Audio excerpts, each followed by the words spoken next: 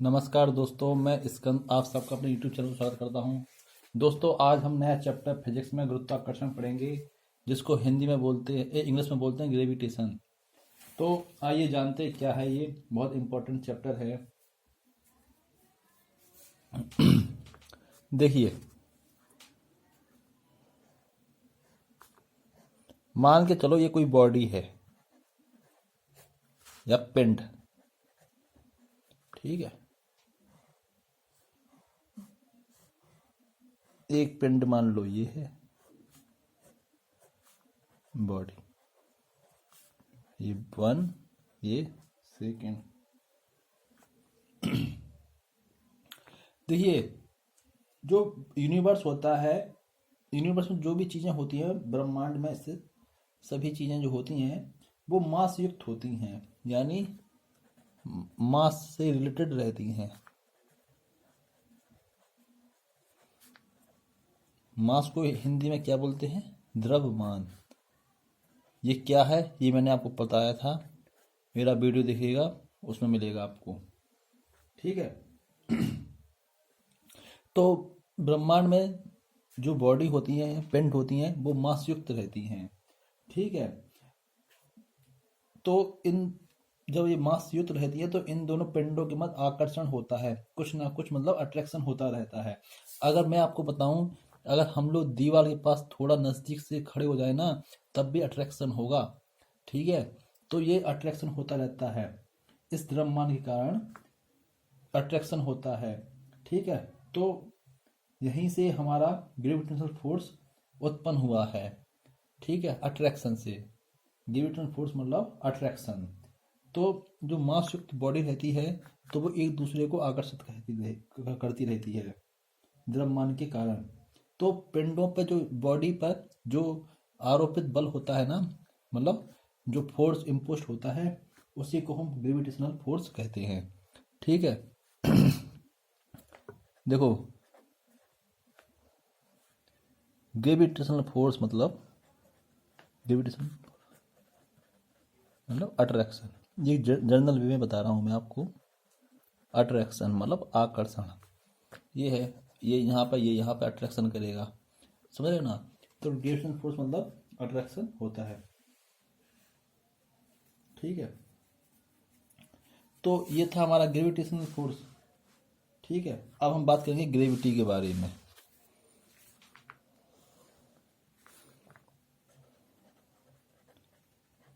Gravity को हिंदी में बोलते हैं गुरुत्व। ये था ग्रेविटेशनल फोर्स, ये था ग्रेविटी।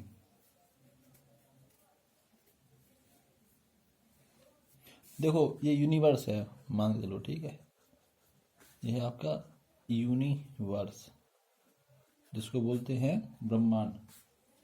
तो ब्रह्मांड के अन्य पिंडों के समान, ब्रह्मांड में बहुत से पिंड होते हैं, लेकिन अन्य पिंडों के समान पृथ्वी भी, जो अर्थ होती है ना, हमारी अर्थ, अन्य पिंडों पर ग्रेविटेशन फोर्स आरोपित करती है, माने इम्पोज करती है, जिसे ग्रेविटेशन फोर्स कहते हैं। देखो, ये पेन है, ठीक है।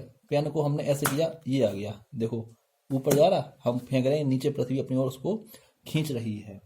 तो पृथ्वी, तो हम कह सकते हैं ब्रह्मांड के अन्य पिंडों के समान पृथ्वी भी अन्य सभी पिंडों पर ग्रेविटेशनल फोर्स आरोपित करती है, जिसे ग्रेविटी कहते हैं। मतलब यहाँ पे अर्थ आ गया, ब्रह्मांड में और पिंड भी हैं जो मास युक्त हैं, अट्रैक्शन फोर्स कर रहे हैं, लेकिन पृथ्वी भी उन पिंडों में से एक है, तो जो बल को आरोपित कर रही है, जिसको हम ग्रेविटी कहते हैं, ठीक है। देखो, ये पेन है, इसको ऊपर फेंक रहे हैं, नीचे आ जा रहा है, ये तो समझ रहे होगा। तो ग्रेविटेशन के बारे में जाना, ग्रेविटी के बारे में जाना। अब हम जानेंगे सेंटर ऑफ ग्रेविटी।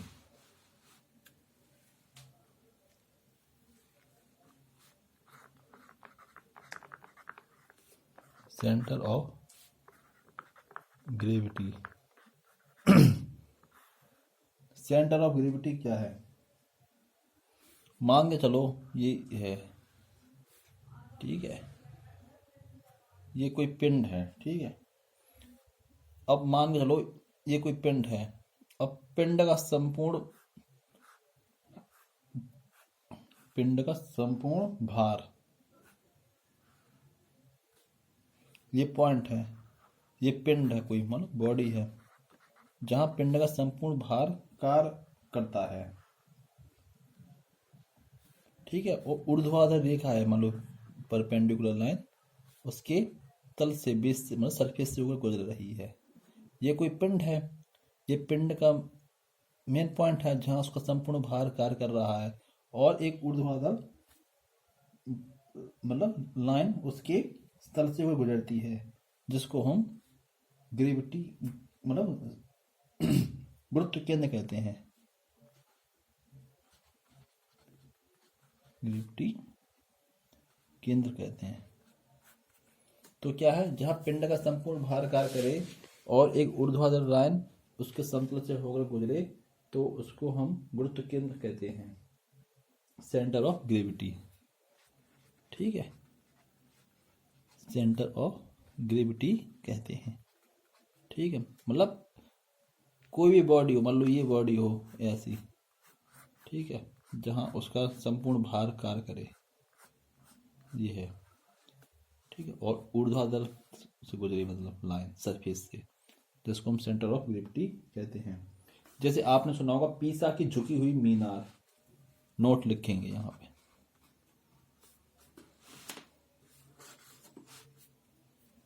पीसा की झुकी हुई मीनार,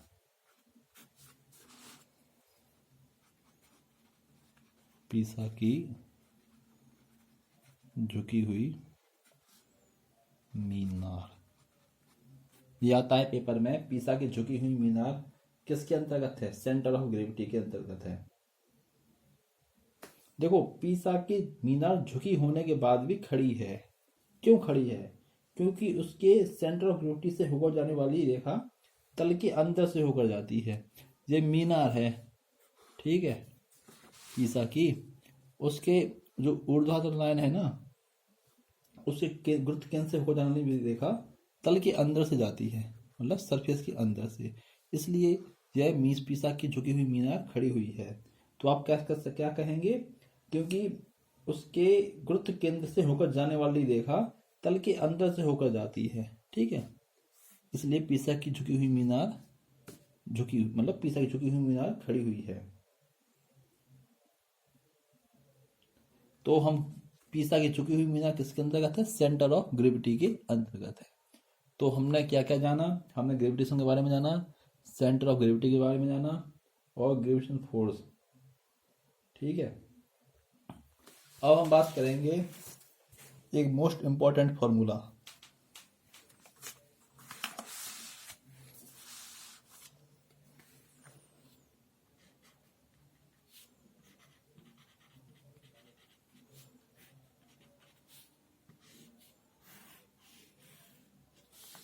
यही इसी पर डिपेंड है पूरा चैप्टर।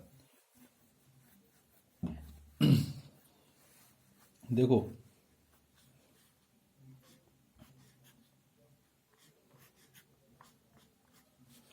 यह है M1 बॉडी,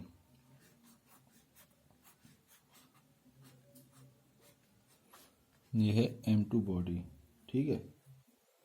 ये दो पिंड हैं बॉडी जो mm मास की हैं, ठीक है, एक दूसरे के सामने ऐसे रखे हुए हैं, ठीक है।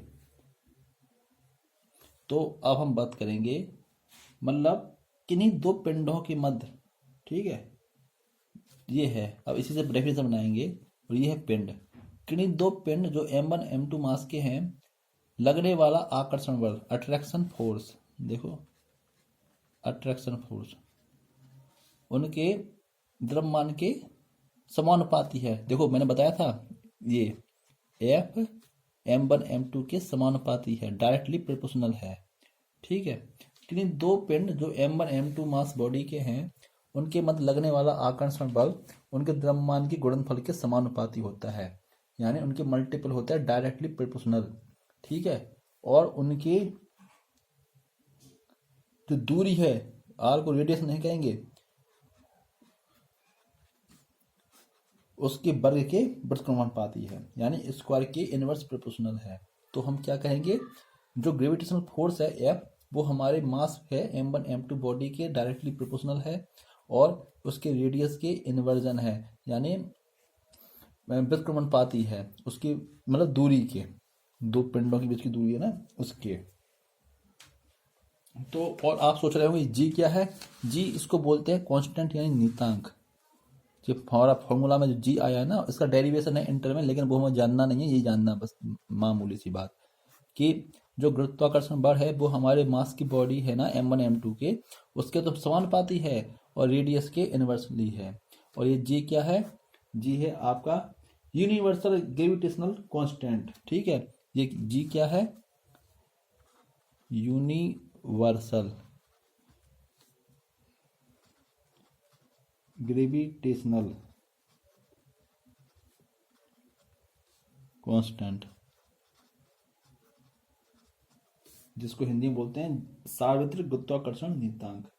ठीक है, और जी की वैल्यू क्या होती है जो हमारे पेपर में आती है? फिक्स वैल्यू है, इसको रट लीजिए, 6.67 गुणे 10 की पावर -11, यही होती है। ठीक है, और इसका यूनिट क्या होता है? इसका होता है न्यूटन मीटर की स्क्वायर अपॉन किलोग्राम स्क्वायर। ठीक है, तो आपसे जी की वैल्यू पूछेंगे, इसका मात्रा भी पूछ सकते हैं।